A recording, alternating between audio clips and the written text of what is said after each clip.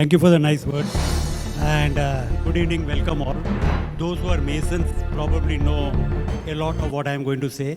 But the purpose of this talk is to explain to those who are coming to the temple for the first time about what this place is. Okay. So let's start with why this is called a temple. Okay. In the modern context, the word temple is associated with a Hindu place of worship, like church is Christian and mosque is Muslim, etc. But in the olden times, the word temple meant a place of worship, irrespective of the religion that was being followed. Like we say King Solomon's temple. It was a Jewish temple, but it was King Solomon's temple. Okay, so that is the broad meaning of the term temple, not a Hindu place of worship. Okay, which is what many people confuse us. So we are in a Freemasons temple. What is Freemasonry? What is the history? How did it originate? That is the next question that many people will have in mind. And if you want to know the origins, we have to first ask the question, what is the origin? Okay? And there are several origins of Freemasonry. The first origin is the most recent one, which is just about 300 and I think now 307 years old. Okay? Because in 1717, they were grand lodges. They were lodges in England. And these lodges all came together, about 5 of them, and they formed what was known as the Grand Lodge. That is, lodges came and formed a federation or a society, as you may call it, and that became the Grand Lodge. From 1717 till now, we have a continuous recorded history of Freemasonry. Okay, those lodges met in a bar, a tavern, a pub, a public house, which was called the Goose and the Gridiron. That is why the restaurant down that we have in the Freemasons temple attached to our building has been named Goose and Gridiron. Not many people know why this very funny name is given to a restaurant in Bombay, but that's the origin of the name. Okay, that's the Goose and Gridiron. That's the recorded history. After that, in Scotland they made a Grand Lodge. In Ireland they made a Grand Lodge, and then they came to within about 20 years we had lodges in Bombay, recorded lodges in Bombay. Okay. But if you go back more chronologically, there are recorded documents. The oldest is something in the 13th century, 14th century called the Regis poem. And Susan Snell will touch upon it a little bit there. And one of the Kama family members played a role on that. That dates to about 3-4 centuries before that. So there were lodges, there is document, there are minutes. The oldest minutes are found in Scotland. So we have evidence of lodges having met in Scotland in the 13th century, 14th century. But if you take the biblical narration of what Freemasonry is, and it draws its roots from Jerusalem and Jewish and Christianity, there are a lot of references to Freemasonry in those religious books also. So we don't know what is the correct origin. We can't, like they say, you really can't point out where a river starts, because you keep going up and it keeps going on. So like that, we don't know where Freemasonry starts, but we can definitely know what this building is and when it was built. The foundation stone was laid on 5th June 1897, and it was consecrated, which means inaugurated, on 25th March 1899.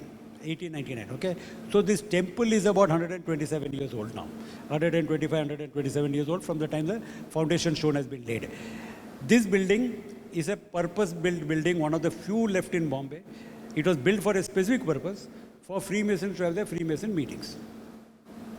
Okay, so that is this is the building. The building is a grade 2A for people who are interested in architecture, grade 2A building, and it has been recorded. It is part of the Victorian Gothic and Art Deco ensemble of South Bombay, which is a UNESCO heritage listed site. Somebody like Rajan Jaikar will be very knowledgeable about this. So that is the antiquity of this building. Now, why is this called a lodge? What do Freemasons do? And why is it this?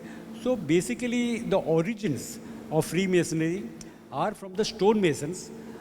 During the 13th century, 12th century and before, lot of cathedrals, castles, churches were being built all over Europe and England and Scotland and all these places.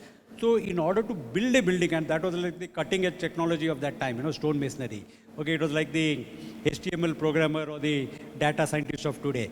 So they were all skilled people who knew very much about the art of stonemasonry, and they built these beautiful buildings. Okay, so they would move from one place to another place, and they would take one project, complete that project, and then go to another place and do the project. So where they stayed, what today would be called on-site, the on-site place of stay, they would stay in a lodge. Correct? So it will all be lodged in a lodge. Today we use the word lodge for some place where you stay. So that is how they stayed in a lodge, and that is why we call it a Freemasons lodge or a district grand lodge. Okay, when many lodges are together. So that is the origin of the word lodge. The lodge is a primary unit of membership.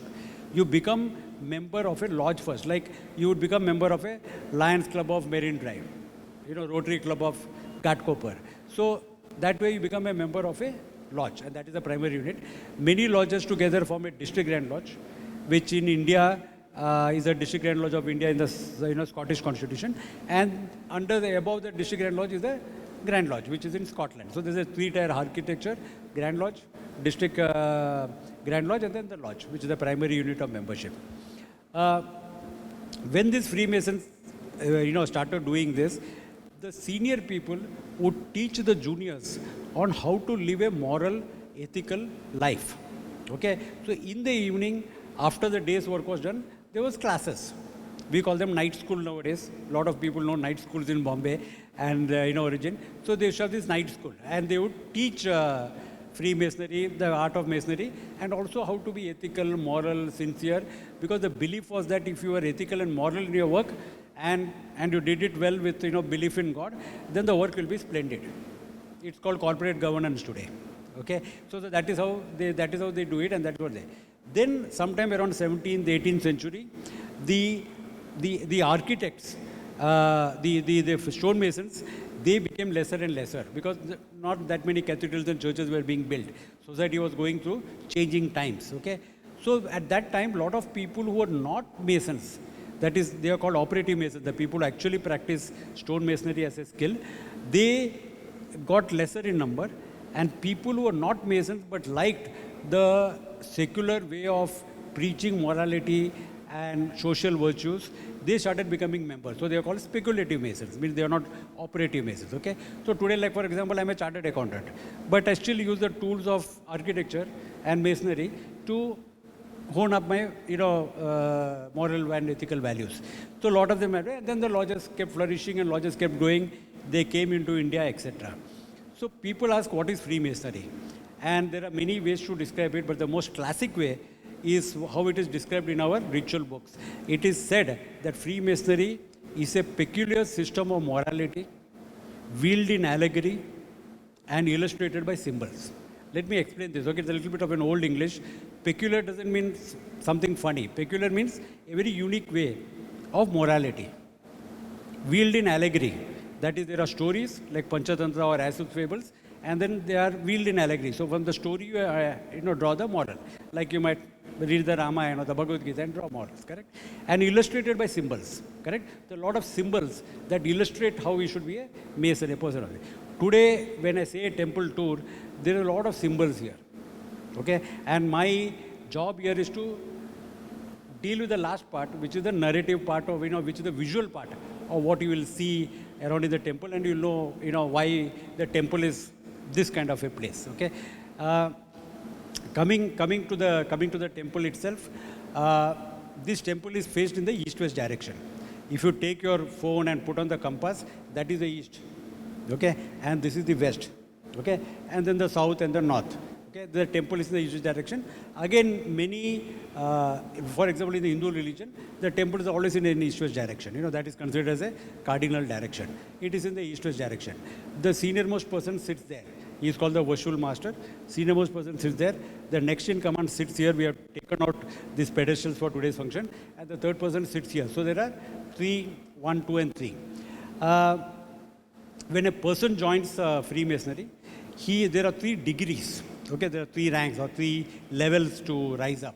The first one is called the entered apprentice, and they're called article clerks in CA profession and in legal profession. In the stonemasonry profession, they're called entered apprentice. Then, when he's a good entered apprentice, he becomes a fellow craft. Okay? In the medical profession, they're called fellow of the Royal Society of Surgeons. So the word fellow comes from there. They call the fellow craft. And then after that, when he becomes this, the third degree is the master mason. So there are 3 degrees and he goes to the 3 degrees. That is what happens. So the junior warden is kind of in charge of the fellow craft. The senior warden is in charge of the entered apprentice. The senior warden is in charge of the fellow craft, and the virtual master is in charge of the master mason. So that is the kind of this. This temple is east-west direction. Okay. In the east, you will see there is a eye, all-seeing eye. A lot of people look at that, and they, a lot of conspiracy theories, they look at that and they say, oh, dollar bill mein yahi hai. So you all are controlling the world because it's on the dollar bill. Nothing like that, okay? So the all-seeing eye, as an illustrative symbol, tells us that he is there and he is watching us. No matter what you do and what you are this, he is writing an account. We call him Chitragupta in the Indian mythology, Saint Peter in the Christian this, and you have to give an account of what he is observing. On top of that, in the center, you can see there is a G, alphabet G, okay, there hanging. So again, that is a reminder to us that no matter where we are, God is above us, as in the center of our life. Correct? That's a symbolical thing. Okay. Down on the taking the ceiling, you can see one white light. That represents the morning star. So that is the east. The sun is rising. Okay, and the morning star is the most visible star in the east. When the sun is rising also, you can still see that star. So that is the morning star. In the center above the G, you can see there is a blazing sun. So that represents the afternoon, the middle portion of the day. Okay, afternoon. And here you can see a moon, which is evening or night. Correct? So morning, afternoon, evening. Okay, and then there is a constellation of Ursa Major, which is the stars and the constellation in this. And the entire ceiling is painted blue to represent the sky. Okay, so these symbols, what do they illustrate to us? Illustrated by symbols, correct? They illustrate to us that Freemasonry is universal. It doesn't matter whether in the morning or in the afternoon or in the night, you have to be a Freemason, correct? What does it mean being a Freemason? Does it mean wearing a tie, wearing a suit, and using a cutlery and this? It means that you should be a person of moral and social virtue. You should follow the practice of every moral and social virtue. What is moral and social virtue is left to your definition and your this.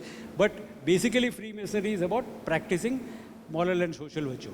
So that is there. So it doesn't matter whether it is day or night. It doesn't matter where under the canopy of heaven you are. You should be a moral, social, virtuous person.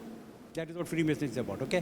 If you come to the floor, you can see a checkered board, and a lot of people ask that probably these guys play chess here during meetings. No, the checkered board brings out to you that in all lives there are going to be ups and downs. If you're in a black square, there's a white square around you. Don't be depressed. And if you're in a white square, there is a black square around you. Don't be too optimistic. Irrational exuberance, as somebody called it, okay? So that is what this is. There's a tracing board which you have moved. There are tracing and there are pictures, okay? This, interestingly, is an organ. A lot of people don't know. There's a musical instrument. It's called a pipe organ. And there are only 3 of them in Bombay. And it is one of, I have told that it is the 3rd largest in India. The only 3, one is at the Afghan church, one is at the Wesley church, and the 3rd one is here, which are in operating condition. Many others have fallen into disuse and they are in a repaired condition. This organ plays, there are bellows, air comes out of those holes in the pipe, and there's a very nice music that gets played. Okay. Again, symbolism, continuing to symbolism, you will see that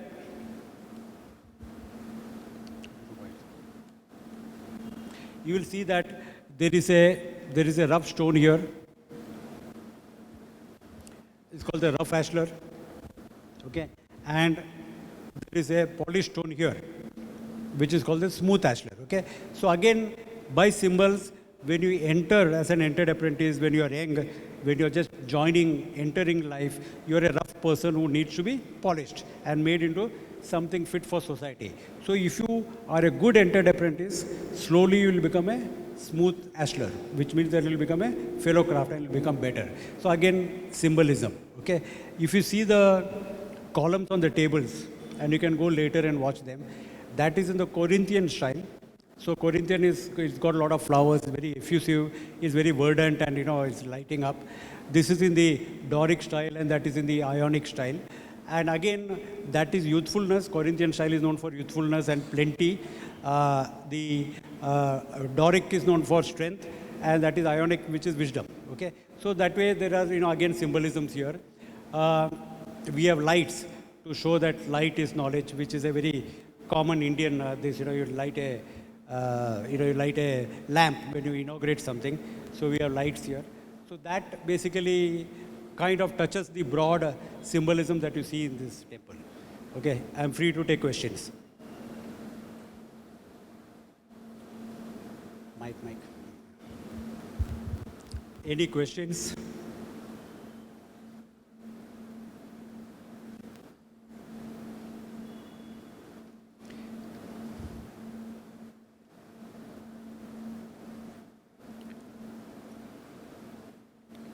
So a lot of people, let me answer, let me take this. A lot of people say, okay, you all are Freemasons, you all meet, but how does a good man become a better person? Okay, so we say that making good men better. So how does it happen? What is the, what is the operation, or what is the, this intervention that we do that makes a good person? That is ritual working. Where we practice a lot of rituals, and almost every meeting there's ritual working. So when you read the words and read this, slowly it becomes psychologically scripted according to that ritual, and that makes you socially and morally virtuous in your life.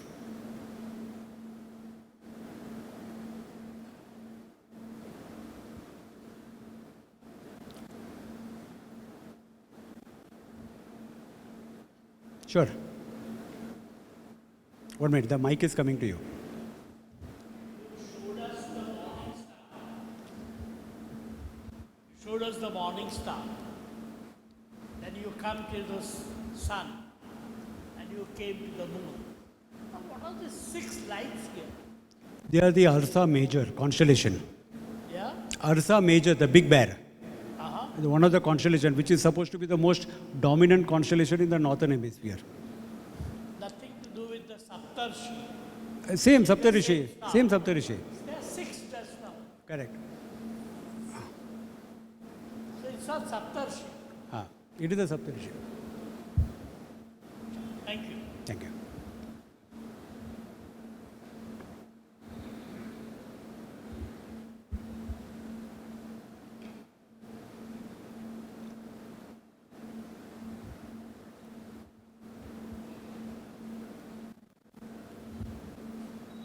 Sir, thank you for the wonderful tour. It reminded me a lot about Zoroastrian religion. The Tibelis were very much like what Zoroastrianism also says. But my only question is that if it is so much about making a person better, why is it so much secretive? And what is the purpose of rituals? Why not make it open for all? Good. So we get this question, and we are told we are supposed to be a secret society, and you are not supposed to know that you are a Freemason, and this gets bandied about a lot in popular media nowadays. Okay, so if we are a secret organization, would we have a nameplate outside that says Freemasons all for the last 127 years? Would you have a website? Would you have a social media handle?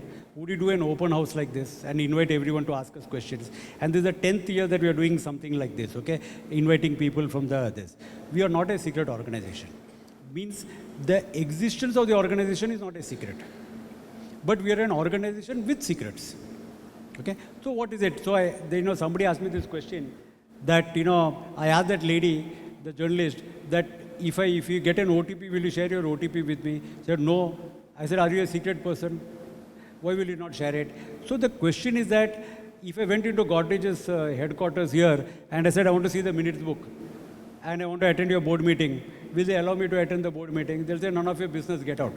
Correct? So every organization has stuff that they keep it for their members. Today, if you're an employee in an organization, you will need an I-card to go inside. Does it mean that they are secretive? No, they want to validate the person who's coming into their meetings. correct? So we are not a secret organization, and we are open, okay? The other thing that we asked is that are we a religion, okay, someday? So we are not a religion. We don't believe in any particular dogma that, this.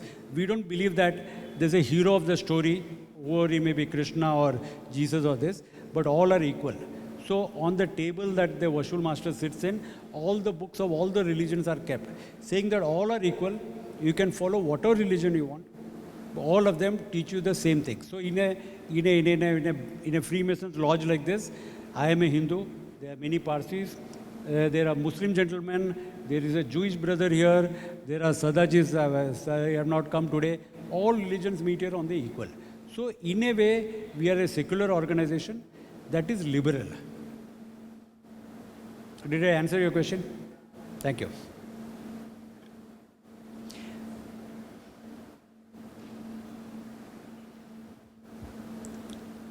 Can you divulge what activities the Freemason Lodge undertakes? Just like a Rotary or a Lions Club, they go out helping people. What are the activities? After you have built your social and your ethical and moral character, what is the activity that the club encourages or they undertake? Can you enlighten us? Sure. So what happens in every meeting, okay? In every meeting, there is an administrative part of the meeting which any organization has to do. Circulars, letters, bills, payment, that every organization has to deal with the administrative part of the meeting. And then there's a ritual part of the meeting where we work the ritual which is designated as that day's program, okay? So the ritual is worked. After that, there is charity collection, okay, which we collect charity. So in every meeting, we collect charity. Okay, Freemasonry is the largest donor in the world. Is a fraternal organization that collects the maximum amount of charity in the world. That is a recorded thing. Okay, when any initiate is initiated into Masonry, he is given something known as a Northeast Corner charge, in which he is told to practice charity. Okay, it says a ritual that is in which he is told to practice charity. But we believe that charity should not be public. The minute you make it public, then you have a vested interest in doing the charity. It should be, under this. We do a lot of work. We put some photos here and there, but we don't believe in going somewhere, putting a plaque and making a song and dance about charity. That's what we do. But the focus of the organization is not to all the time do charity. The focus of the organization is to make a person a good person and continuously work on him and make him better and better. That is the purpose. Another question that we get asked is that, I will become rich if I join Freemasonry. Okay, we are not a business networking club. That is not the intention, that is not the design of this organization. Okay, you may be anybody, but as long as you are good and moral and social and ethical, you can be a member of this lodge. You may be a gardener or you may be a king. We meet on what is known as the level, which means that all of us are on the same this. It doesn't matter because those titles are only outside world. In the here, we are all equals as human beings. So the design is not to make introductions and see that, you strike business deals in the lodge. Not at all. But having said that, if I wanted a lawyer and if one lodge brother is a lawyer, I will be inclined to go to him because I know him, I trust him, etc. But that is incidental. It's not the main purpose of the lodge.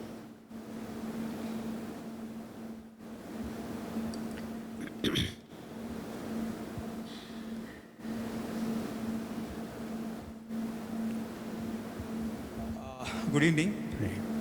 One of the questions which has not yet come, and I think it's the most important question for people who are not Masons.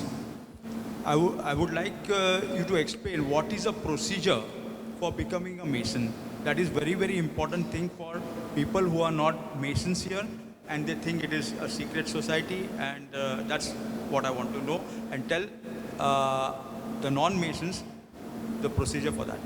Thank you. Thank you. So the procedure for joining Freemasonry is very much like joining a club. Okay, somebody has to propose you, somebody has to second you.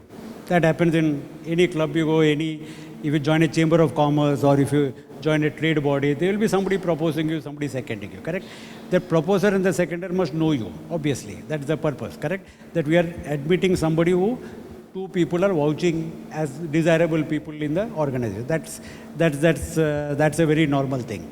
The rituals tell us that you should be of the full age of 21, which 21, sound character, moral judgment, and a citizen of the country. Correct? So that is what is required as per the ritual. But we also add a little bit more to that. We, for example, get a lot of inquiries from people whose first language is not English. And unfortunately, this entire organization works in English because the roots are from England and Scotland and Ireland. Correct? So ritual English is necessary. If somebody is not conversant in English, then how do we communicate? So that's a requirement that is there. Correct? There's a certain amount of money it takes to be a Mason. So we tell him that, that amount of money is required. We also tell him that most lodges meet once a month. Okay? So he should be able to take the time out to attend that meeting. He cannot become a member and then not come, because then it's not going to work. Because if you're not there for the ritual working, if you don't do the ritual working yourself, you're not going to imbibe the spirit of the ritual. And therefore, you're not going to become better. So we tell him he has to come there, correct?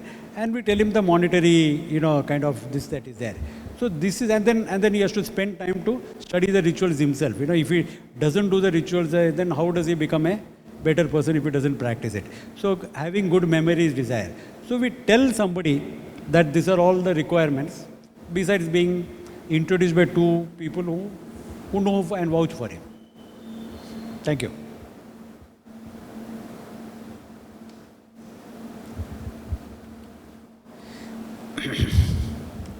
Can you please explain the meaning of symbol, compass and ruler? Of the square and the compass? Yeah. Okay, sure. Thank you. So we use many Masonic implements to draw, moral values. So wheeled in allegory, illustrated by symbols. Almost everywhere in the world, universally, Freemasonry is denoted by a square and a compass. Okay, and it's there it's behind the master. You will see a square and a compass. Okay, the square is an instrument that is 90 degrees and proves the rectangle. That is, it proves the upright. That is, you are perpendicular, you are upright, you are straight. Okay, not slouched, straight.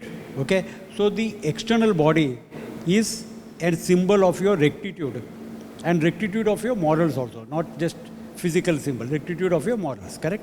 So that is a square. Okay, that is, you have to be upright in whatever you do in life, correct? That's the thing. The compass, we call it divider in the school box, but the compass is something that draws a circle, correct? Something that draws a circle. So the compass tells you the bounds within which you should exist and within which you should lead your life. Okay? So the compass tells you the boundaries beyond which you should not go. You should not become too greedy. You should not become too avarice. Temperance should be a virtue. That is the kind of meaning from the compass. So sometimes when people ask me in Hindi what it means, and I like to put it in Hindi because it becomes more relevant, is that the square tells you nek rehna and the compass tells you aukat mein rehna. Okay, so that is one of the universal teachings of Freemasonry. Be upright and be in control of your life. Don't go too much. Don't go too much out.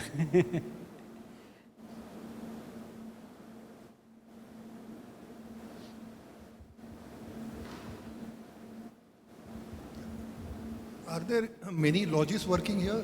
Because I got some documents to show that the lodges which are there are in the name of some of the judges, like Justice Lauren Jenkins, Beeman. So are there more than one lodges working here? There are about 120 bodies that work here. The amount of, there are side degrees, so all told about 120 bodies work here.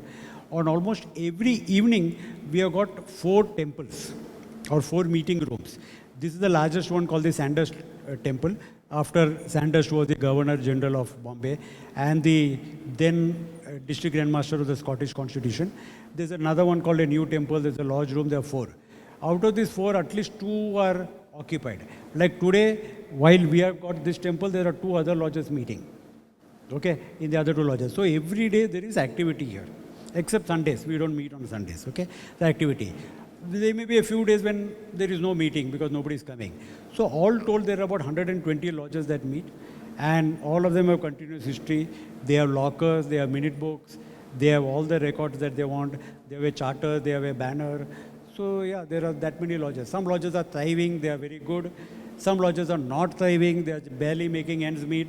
But that is what happens in Lions and Rotary. If you are in Lions and Rotary, some Lions clubs are doing very well and some are not doing very well. And then somebody comes and infuses energy and again the club picks up.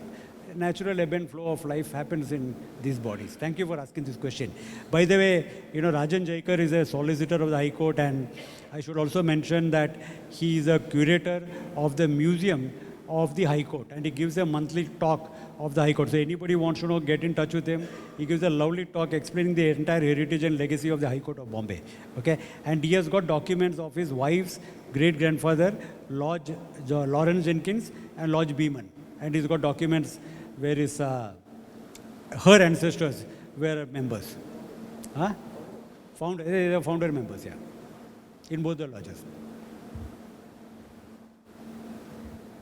I don't know whether you already covered the symbolism. Just I'm curious about this black and white symbols, which I think happen in the floors of many of the lodges in the pictures. So correct. So we covered it, but I'll still say it again. Thanks. What this tells you is that the Buddhist word, if you do vipassana, they tell you equanimity. That is, you should be undisturbed by whatever is happening around you. Correct. So the black square tells you that if you're in depression or in a black phase of life, there is a white square around you, and good times will come. Okay, and the white square tells you that if you are in good times, do not become irrationally exuberant, because the fall is not very far off. So basically, whether you're floating, you're having a good period in your life, or you're having a bad period in your life, you should be calm and maintain equanimity. Okay, cognitive behavior therapy in a modern context.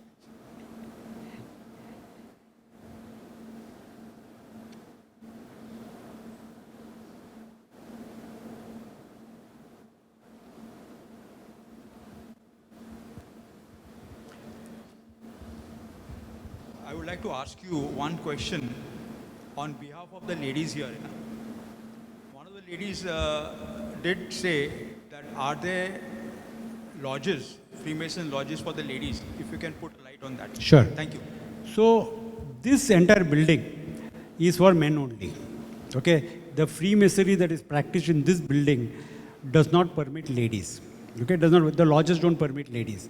Having said this, and that is because, the way society was 300 years back, nothing as an affront to the current generation of ladies. We are not trying to be misogynist or anything. But 300 years back, ladies were not members of lodges, and that rule has prevailed over a period of time, correct? That is there. But having said it, there are two categories of lodges in which ladies can become members.